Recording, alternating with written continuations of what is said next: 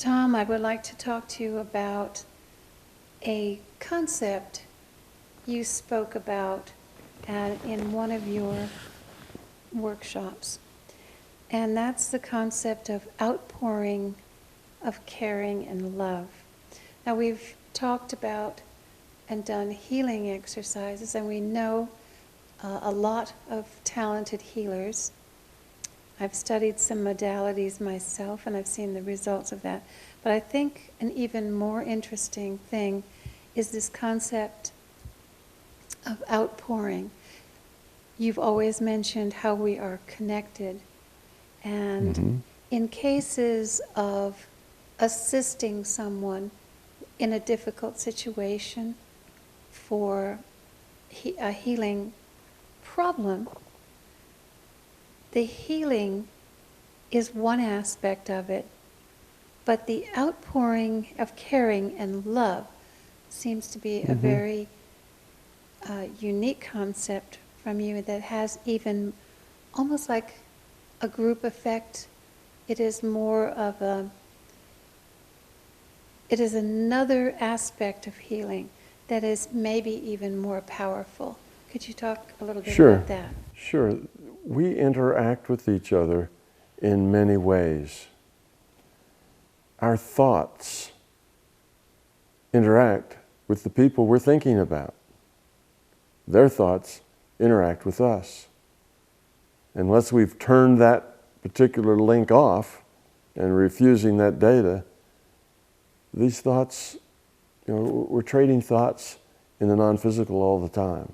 This is not body language. This is consciousness to consciousness. We're on a network, and it's all netted. And let's say there's somebody who's a friend of yours, or maybe they're a brother or sister or parent or a dear friend from a long time ago, or just the neighbor next door. But it's people that are current in your life, and you think about them sometimes. Oh, something you'd like to tell them. Some empathy you feel for them because of a problem they're having. Some feeling of some sort that you have. So that image comes up of that person, or you think of that person, and you have that feeling, you have that thought. They get that. They don't necessarily get it at their conscious aware level, at their intellectual level, but they get it just the same, and it affects them. So we know that if you are around people who are real negative, particularly if they're negative with you, because they're actually aiming this at you, they're negative with you. Either they don't like you, or they think you're doing the wrong thing, and then it goes on and on about all sorts of things that just aren't helpful. Well, being around those people is just a real drag. It drags you down. When you leave, you feel awful, you just don't feel about anything. Well, that's because all that negativity that's pushed at you, you take on. If you're connected with that person, and if you allow it, you can turn it off, but you have to know how. You have to have a little bit of discipline with your consciousness to do that. But most people don't. Most people are just open to the people that they associate with and whatever. So there is this communication going on. Now, when you heal somebody, in the way you're talking of healing, that's something a little different. Now you go to that person, you mentally target that person, that's the one you're thinking about. You have a very specific purpose to say, diagnose what the trouble is. You see a black spot that you've defined as the trouble, and now you're going to heal it. So then you use your tools, whatever it is, whether you shine light on it or cut it out or whatever you do. Those are just tools to help you focus your intent on changing the future probability of that illness. Is really what you're doing. All the tools are not really what's going on. It's not the light, it's not the cutting it out, it's not any of that. It's not even the black spot. All of those are metaphors. The actual active ingredient is your intent focused on modifying future probability of that illness. And the future probability being there is no illness, of healing that illness. So that's what you're doing, and you're very specific in how you're doing it.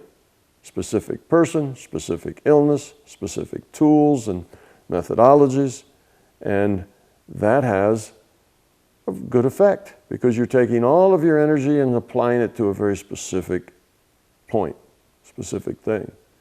But there's another way to heal people too. And it's also healing, but not in such a specific way.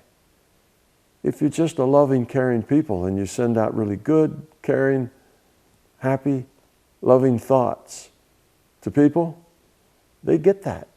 It's just like the bad thoughts, just like the negative thoughts. The positive thoughts make people feel better. And when you leave the company of somebody who really has a lot of positive thoughts about you, you feel good. You feel up. You feel strong. You feel confident. You feel happy. Physically, you're better. Instead of dragging with your head hanging down, you're up straight and you got a bounce in your step. It makes all the difference in the world just with that energy, dealing with that. Okay? So now we have the situation where, let's say there's an individual, and that individual, their sad, unfortunate story has been publicized, and there's 10,000 people sending healing thoughts. Oh, that poor child. Oh, I just can imagine the trauma, what that child went through. And you have thousands of people who feel that way, who are really empathetic. They're not just intellectually thinking, well, that's too bad. They really, at an emotional level, at a being level, they really are concerned and caring for that individual. That individual gets all that. And if they get it from 1,000 people or 10,000 people, that can be pretty powerful healing. All it is love. They're just getting love for people who love them, who care about them. And that can heal a lot. That generally is not so powerful in like healing that black spot, but it's even more power in healing that attitude, in healing that sense of your life. Instead of being downtrodden or depressed or at the bottom of the barrel and don't know what to do, suddenly you feel hopeful, you feel positive. Not that any of your problem went away, but the way you're looking at it now is different. You feel so much better. So that kind of general giving people love and caring does make a difference. It heals their feelings, it heals their attitude, it heals their perspective. It gives them hope, it gives them confidence, it gives them acceptance. So it's a very powerful thing. And that healing their attitude, healing the way they look at the world, sometimes is the biggest part of the problem. If you can fix that, the rest of the problems all unwind and unravel and go away on their own, often. Okay, so it's just a different approach. One is a very general application, just giving somebody love. And sometimes if somebody's ill, you can just say, well, I don't know whether that illness might be part of their path. That illness may be part of their learning. I don't quite feel right about trying to take that illness away, but I know they're in a rough place, and I know that life is difficult for them now, so I'm just going to give them love. I'm just going to give them caring. And you can give them that and let them do with it as they will. So it's like you're giving them, quote, another metaphor, energy, and they get to use the energy however they like. They can use it to heal their illness, or they can use it to mend their attitude, or they can use it just to feel better, or whatever. So now you have that intent, you see. Well, the energy is a metaphor, but it's a good metaphor that works because you are giving them something that enables them to do something.